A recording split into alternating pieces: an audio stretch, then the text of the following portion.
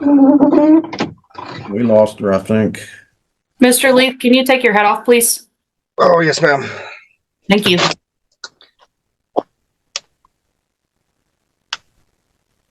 Ms. Pilati, can you hear us?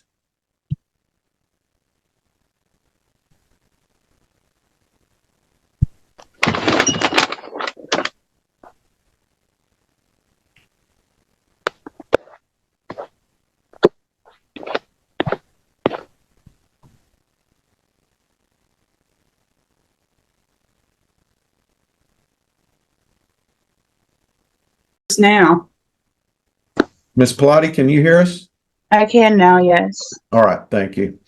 This is the 223rd District Court, Gray County, Texas, proceeding via Zoom via video conference as authorized by actually Rule 21D of the Texas Rules of Civil Procedure by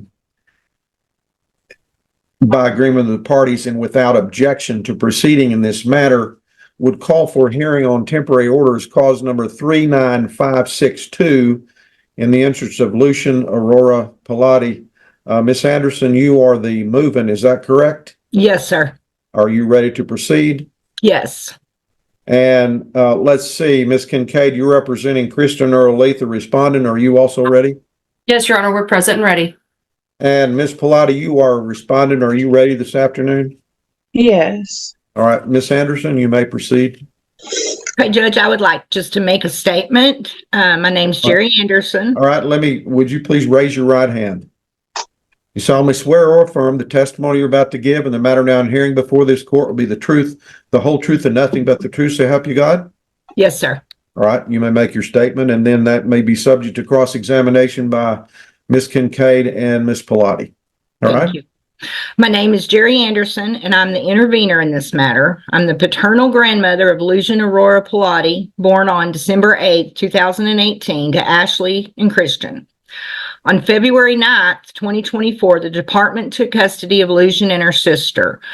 The department advised that Ashley tested positive for marijuana. We believe the school called CPS because Ashley was not sending the girls to school for weeks at a time.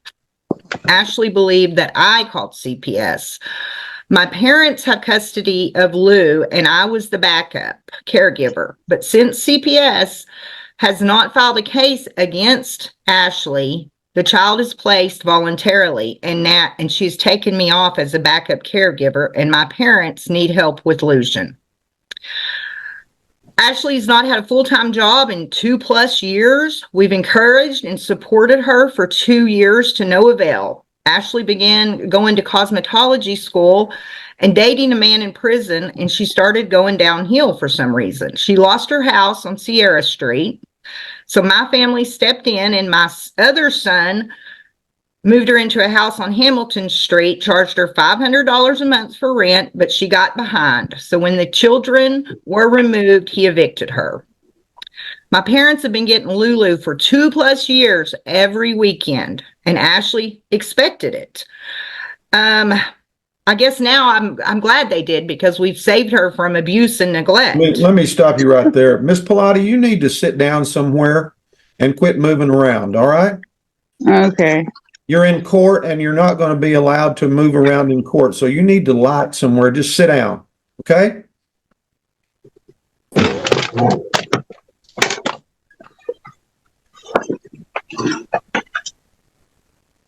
Thank you, Ms. Anderson.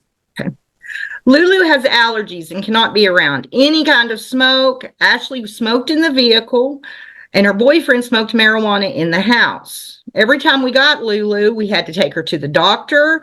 We had to give her breathing treatments just to get her better. For the last 2 years, I have been the one taking her to the doctor. I'm currently trying to get her into an allergy specialist, but since she took me off as a backup caregiver, I cannot legally take her to the doctor. Ashley doesn't have a home. She doesn't have a full-time job. My dad helped her get a car last week. It's been 90 days plus since CPS took the kids, and this is a requirement, and she still has not done it. On May 7th, we had a family meeting with CPS, and we requested that Ashley come help with Lucian some more with my parents. To this day, she has had no in-person visits with her, and she lives here in town.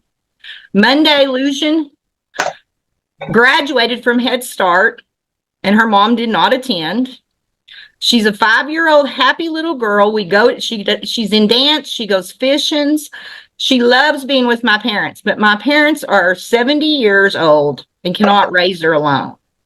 Now, Christian, the dad, is a recovering addict. He's been sober for over a year and is financially stable. He lives in Azle, Texas, and he's in the process of rebuilding his life. And if things don't get better, he would at some point like for Lulu to live with him. Today, I'm requesting to be appointed the managing conservator of her. I want visitation at all times mutually agreed to, and Ashley's to continue to be supervised by my parents. I asked that Christian's child support be terminated, but he continue to pay on his arrearage per month because he is behind. That's all I have right now, Judge. All right. You're basically requesting, your relief that you're requesting is basically set out in the safety plan, is it not, Ms. Anderson? Yes, but as I said, CPS says it's voluntary since they have not filed a case. I understand that. And Ashley's made it where I can't do anything. I understand. Ms. Pilati, do you have any questions for Ms. Anderson? No questions, no, sir. All right. Ms. Kincaid? Thank you, Your Honor. So just to be clear, the department has not filed a case against Ms. Pilati and Mr. Leith. Is that correct? Yes. But the children were removed from her home. Is that correct? Yes. And they're currently placed with your parents. So that would be Lulu's or Lucian's great-grandparents. Is that correct? Yes. Okay. And in the past, you have always, or for the last 2 years minimum, you have been the one that makes her medical appointments. Is that correct? Yes. And you take her to and from those medical appointments. Is that correct? Yes. And since there is a safety plan in place from the department, you're no longer able to make those medical appointments. Is that correct? Yes. And that is really important because obviously Lucian's a child, but also she has some other health issues that need to be attended to. Is that correct? Yes. And you need to be able to enroll her in school since she's going to be going into kindergarten. Is that correct? Yes. And to ensure that, she gets to and from school. Is that correct? Yes. And in the past, part of the reason for removal, we believe, is that there was a truancy complaint filed. Yes. And just to back up a little bit, the child has historically stayed with your parents or with you from Thursday nights until Sunday mornings when you would return the child to school. Is that correct? Well, actually, yes, except for Mondays we have dance, so it would be after dance in the evening on Monday. Okay. So the issue was not the child's attendance on Mondays and Fridays. Is that correct? Yes. And that's when your family has the child. Yes. The issue with excuse me, is this child in pre-K or kindergarten? She was in Head Start. Oh, Head Start. Okay, thank you. Okay, just to clarify for the court, Lucian has an older sister. Is that correct? Yes, Exara. Okay. And what grade is Exara in? I believe she's in first grade. I can't be sure. Okay. And so the issue for that we believe caused the removal is that Exara missed Tuesdays through Thursdays as well. Well, I believe Exara was missing Monday through Fridays. Okay. But she's not your grandchild. No. Okay. So the problem that we had, going back, the problem that we had is that the child was missing Tuesdays through Thursdays. Yes.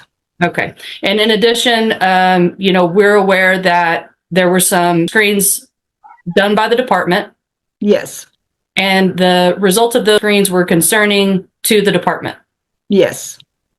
And the department put in a safety plan and gave 90 days to do follow-up and see what kind of progress has been made. Is that correct? Yes. Do you, some of those things we know are transportation, housing, employment. Is that correct? Yes. Do you know if she's required to do an OSAR? I do not know. Okay, there are some classes that she needs to attend, is that correct? I would assume. Now, Okay, for the record, she is Miss Pilati. Yes. Yes. All right, thank you. yes. And without talking about the, details of what happened in the family team meeting, suffice it to say the children were not returned to Miss Pilati after that meeting. Correct. Okay. And so what you're asking the court today is that you be named a conservator, temporary managing conservator of the child so that you can make sure that her medical needs are met and she is able to be enrolled in school and that she can attend school. Yes. And to clarify to the court, Ms. Anderson, you don't want to raise Lucian. No. You want her parents to raise her. Is that correct? Yes. And you would be happy or thrilled if one or both of these parents could do a great job in co-parenting this child in the future. Yes. But right now, you're concerned for Lucian's safety. Yes. Okay, and so you're asking the court to name you temporary managing conservator. You are asking the court to have supervised visitation for Ms. Pilati, Yes. and as agreed by the parties. Yes. Okay, I'll pass the witness.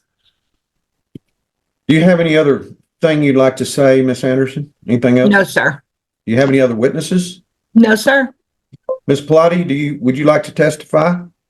I want to say that she has lied just now. You need to raise your right hand, please, ma'am.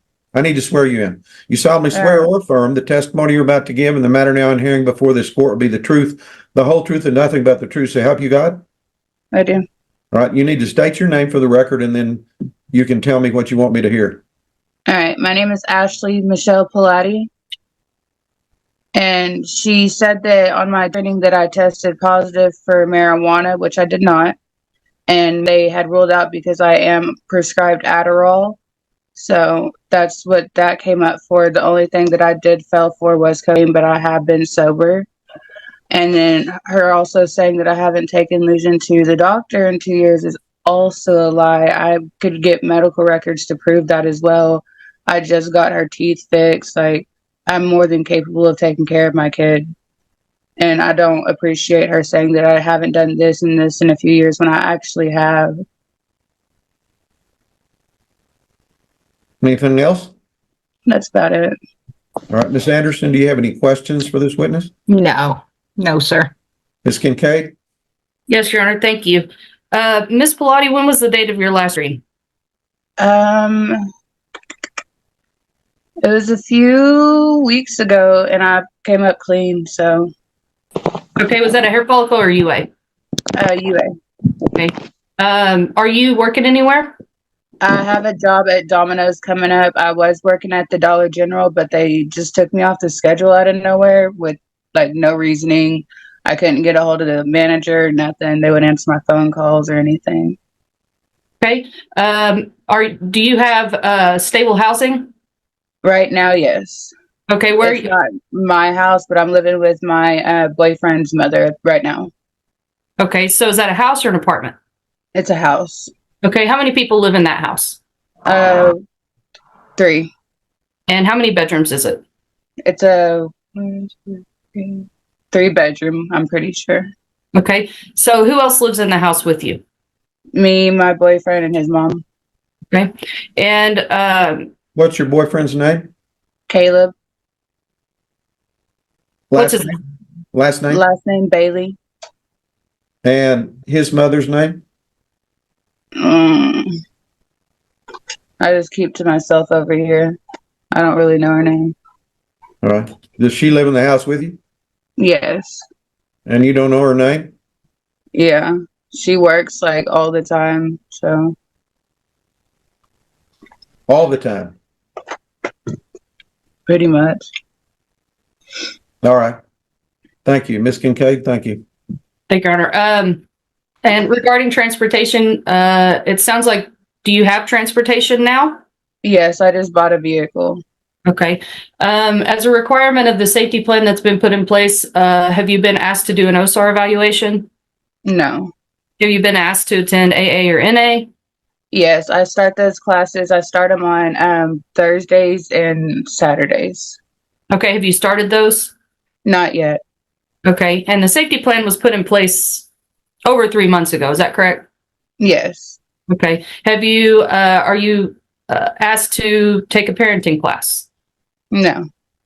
Have you been asked to take to attend individual counseling? No. Okay. I'm already in counseling on my own, so. Okay. What other requests has the department made of you to get Lucian and your other daughter back? They just need me to do this 12-week program with the daily recovery, and that's pretty much it at this point. Okay. Are you allowed visitation with Lucian at this time? Yes. Okay. When are you allowed to have visitation with Lucian? Anytime, as long as the grandparents are free and they're not like out of town or anything, or Okay. When is the last time you went and visited Lucian? I think it was not this last weekend, but the weekend before we video called. I video called with her and Exara because I was supposed to see both of them, but he wasn't able to make it down with Exara, so. Okay. And do you live here in Pampa? Is that correct? Yes. And the child is currently residing in Pampa. Is that correct? Yes. Okay. So you could see Lucian anytime without restriction, so long as she's basically not in school. Is that correct? Yeah, or they're not out of town. Okay. Have you been asked to assist with, daily things with Lucian? You could go over there anytime, help cook, clean, put her to bed, do morning routine, night routine. Have you been asked that? They said that would be like a good thing to do, but Debbie and Papa, they said that they wouldn't really want that because they have their own schedule with her and they wouldn't want me to like intervene with it. So Okay. So when's the last time you saw Lucian in person? in person, I would say 3 or 4 weeks ago. Okay. It was on a weekend. Okay. I'll pass the witness. And how long was that visit? They usually last up to like an hour 30 minutes. All right. And do you have any other kind of contact with her? We do video calls on Facebook, like on the Messenger. And how often do those happen? Almost every weekend for sure, because I do it with her and Exara, because Exara stays in Amarillo with her dad. All right. Anything else you'd like to tell the court? Well, also I might not have like technically a full-time job, no, but I do like I make press-on nails on the side, so that does take up a lot of my time as well. So that is a source of income that I do have. It's just not like in an actual shop. All right. Ms. Kincaid, any witnesses? I have Mr. Leith, please. All right, Mr. Lee, please raise your right hand. You solemnly swear or affirm the testimony you're about to give and the matter now in hearing before this court will be the truth, the whole truth, and nothing but the truth. So help you God? Yes, sir. Ms. Kincaid, be sure and speak up because we could barely hear you say that. Yes, sir. Oh, much better. Thank you. Yes, sir. Please state your name for the court. Christian Leith. And Mr. Leith, you're the child, the subject of this suit. Is that correct? Yes, ma'am. You've heard Ms. Anderson's testimony today. Yes, ma'am. And do you agree with her testimony? Yes, ma'am. Do you believe that it would be in Lucian's best interest for Ms. Anderson to be named the temporary managing conservator of the child? Yes, ma'am. And you understand that her wish is to assist you. Is that correct? Yes, ma'am. And that if you could become stable, safe, sober, appropriate placement, her intention is to dismiss out of the case. Is that correct? Yes, ma'am. And if Ms. Pilati can do the same, that her intention is to dismiss out of the case. Is that correct? Yes, ma'am. Okay. So do you join Ms. Anderson in agreeing with what she's asking the court today? Yes. Yes, ma'am. Thank you. I'll pass the witness, Your Honor. Ms. Anderson, any questions for Mr. Leith? No, sir. Ms. Pilati, any questions for Mr. Leith? No. All right. Any other witnesses, Ms. Kincaid? No, Your Honor, I rest. All right. Ms. Anderson, do you close? Yes, I rest. And Ms. Pilati, do you also rest? Yes. All right. All right. Let's see. The court will take judicial notice of Exhibit A, I think it is, which is the attached to the petition and intervention and motion to modify temporary orders. And that is the Child Protective Services Safety Plan, which was executed by Ms. Pilati, signed by her on February 9, 2024, as well as Jerry Anderson, the movement on February 9, 2024, and Robert and Debbie Douglas, as well as two representatives of the Department of Family and Protective Services. Also, we'll take notice of Exhibit C attached to that motion, which is the affidavit in support of custody by grandparent. And I forget the code section. I want to say it's 153009, but if you're going to change conservatorship, you have to have had that affidavit attached to the petition on temporary orders if you're going to change that. So it'll be the order of the court that... All right, guys. Today we are going to step into a courtroom moment that immediately sets the tone. The hearing doesn't even begin smoothly, with audio issues creating brief confusion and tension. The judge quickly regains control, asserting authority and restoring order. Within seconds, we're grounded in a Texas family court, a Zoom hearing, and a case involving a young child's future. Names, roles, and readiness are confirmed, signaling that something serious is about to unfold. This short exchange quietly pulls the viewer in, hinting that beneath the calm procedural language lies a deeply emotional dispute. It's subtle, restrained, and effective. You can feel that once testimony starts, things are going to escalate fast. Jerry Dawn Anderson, the petitioner in the movement, is appointed temporary sole manager conservator of the child, Lucian Aurora Pilati. Mr. Leith and Miss Pilati will be named temporary possessory conservators. Miss Pilati, one question. Were you required to pay child support under the safety plan or otherwise? No. All right. Only, they said all I have to do is provide them food still. The what? I'm sorry? All I have to do is provide food for the kids still if they are in need. All right. Okay. Let's see, I believe the request was that Mr. Leith his child support payments, his current child support payments be suspended. Is that correct, Ms. Anderson? Yes. And that he continue to be required to pay the amount in arrears? Yes. All right. And what is that amount? Actually, Judge, I have not confirmed it yet. I will get confirmation, and I can e-file my confirmation from the Attorney General if you'd like. So you can see the actual amount. I do have I do have a copy of the Attorney General's intervention, which was non-suited, but that was several months ago. So yeah, if you would do that. Mr. Leith, do you know what the arrearage is? Honestly, Judge, the last time that I seen it, it was over $10,000, but I've been paying it for a couple months now, so it could be lower. I'm not sure. And how much is the arrearage payment? I pay about $100 a week, so in a month it's like $400. Now, is that current or is that arrearage? It's currently in arrearage. All right. So you'll have to figure out what the arrearage is, and then the current. I'll go ahead and suspend the current child support effective June 1, since that's just the end of next week. Buckle up, guys, because this is where the case truly unfolds and never lets go. The grandmother delivers a detailed, emotional account of neglect, instability, and health concerns, immediately raising the stakes. The judge firmly enforces courtroom discipline, underscoring the seriousness of every word spoken. As questioning continues, gaps and contradictions emerge, especially around visitation, employment, and compliance with the safety plan. The mother pushes back, denying allegations and defending her ability to parent, but her testimony raises new concerns instead of easing them. The father's support of the grandmother quietly shifts momentum.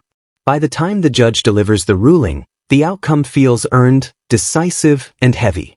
Authority replaces uncertainty, and the child's future is formally redirected under the court's protection. Let's see, visitation by Ashley Pilati will be supervised by Jerry Anderson or her designee with no overnights. The law requires that the court not simply allow it to be as mutually agreed. I've got to set a specific time. Okay. And I would do that from 10 to 12 on first, third, and fifth Saturday mornings. Okay. And those visits will be supervised. If you can mutually agree on other supervised visits, then so be it. Let me tell you that mutually agreed upon means that everybody has to agree to it. Right. If one of you doesn't agree to it, then it's not agreed to. All right. And so it's not enforceable. So, Okay. but I do have to specify visitation. That's actually out of the Amarillo Court of Appeals. And so, no overnight visits. Let's see.